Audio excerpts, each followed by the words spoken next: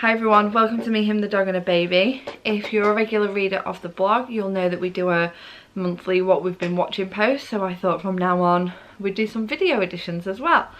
So today I'm going to be talking to you about what we've been watching in January. January's been a bit of a strange month because it being just after Christmas. We've been really busy, Erin's just started nursery, so everything's been a bit up in the air. I used to go to bed around midnight every night, or maybe a little bit later to be honest, but I've been knackered. So I've been going to bed about 10 o'clock every night, which means a couple of hours less of TV time, less time to catch up on anything we've recorded on Sky. So we haven't really watched too much this month. Something we have been watching though is Celebrity Big Brother. Now, I don't watch this every year. I certainly haven't watched every single series. But this year was Year of the Woman, so it was a bit different. It started off with a few days of having an all-female cast. What I tend to do is watch the very first episode of a series, see if I like the people that are going into the house. If I don't know who they are, or I think they're boring, or crap, or just people that I don't want to watch every day for a couple of weeks, I don't bother after that one. But this year I thought the cast was really quite varied. It was quite different. There was quite a lot of big characters going in to start off with. So I watched it from the first episode and it's only really got better from there. One of my favourites was Shane J / Courtney Axe. We're big RuPaul fans in this house, so Courtney Axe being part of Big Brother sort of made us want to watch it more. My sister's living with us at the moment and she had already watched season 6 of RuPaul's Drag Race, whereas I hadn't, so she knew Courtney already, and that made her want to watch it as well because Big Brother is normally not her thing. So every single night we've been watching Big Brother. It's been okay. Some weeks have been better than others.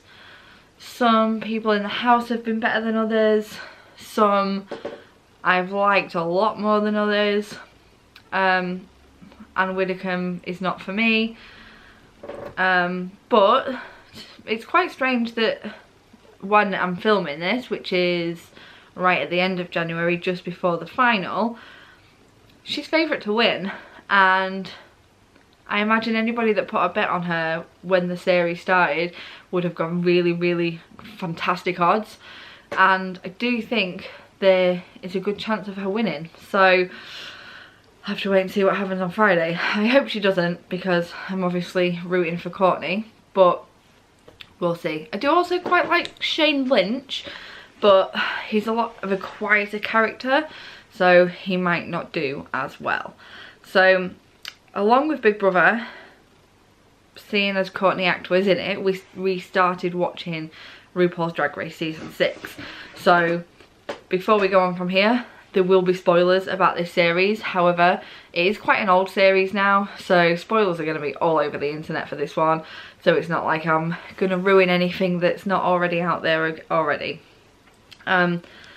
Season 6 was one of my favourites, and I really liked most of the people in it. There were some that were just absolutely terrible.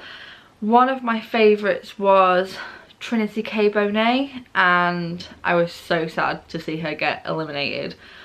I think the week that she went was just really badly chosen. For her and Adore to be in the bottom 2 that week, I wouldn't have wanted to see either of them go. But the whole time I started off rooting for Courtney Act, and then I started liking others. Like I said, I really liked Trinity. Adore was fantastic just because she was so hilarious. She was so dim at times, but she was really funny with it as well, and she really only got better and better and better. And at one point I accidentally found out who the winner was, and I got, well, not upset but annoyed because I didn't think she deserved to win. But then Snatch Game completely changed things for me. Judge Judy is one of my all-time favourite shows.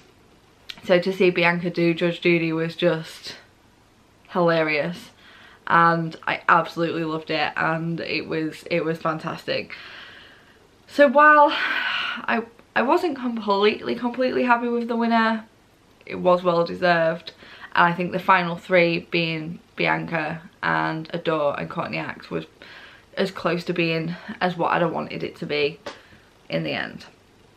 So now that we've finished series 6, All Stars 3 has just started, and we have started watching that, but because it's going to go on more in February, we'll be talking about that next month. Episode 1 was hilarious. If you haven't seen it yet, you will be crying with laughter if this is your kind of thing.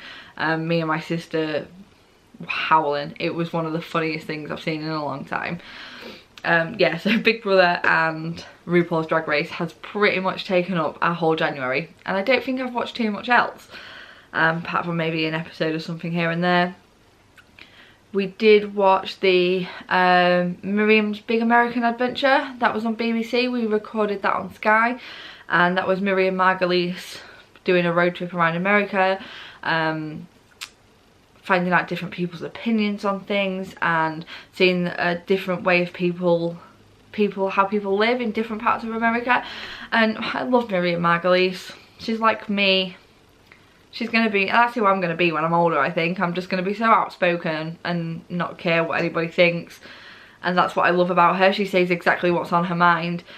And to see her go, and she actually went into some sort of really quite dangerous situations and areas that were quite dangerous, especially it was in Chicago, I think. She went to a prison and spoke to women. She put herself in a situation where somebody was totally against who she was. Well, not her personally, but her background and everything. And it was so interesting to see how, not only how somebody dealt with being in those situations, but how the Americans dealt with her reactions as well. So if you like that kind of thing, it was on BBC for the past few weeks. So there's only 3 episodes, so you'll be able to get it on catch up still. And that was a real favourite of mine this month. So yeah, this is going to be a short one this month, only because we haven't watched a huge variety. Moana's got to get a mention too, quickly. It's probably the only film Erin really likes, and we could watch it 3 or 4 times a week at the moment. She started singing along to it really well. She obviously don't really know the words, but she will sing all the bits that aren't even really in English, and she dances to it, and it's the only film where she'll at least sit through 40 minutes.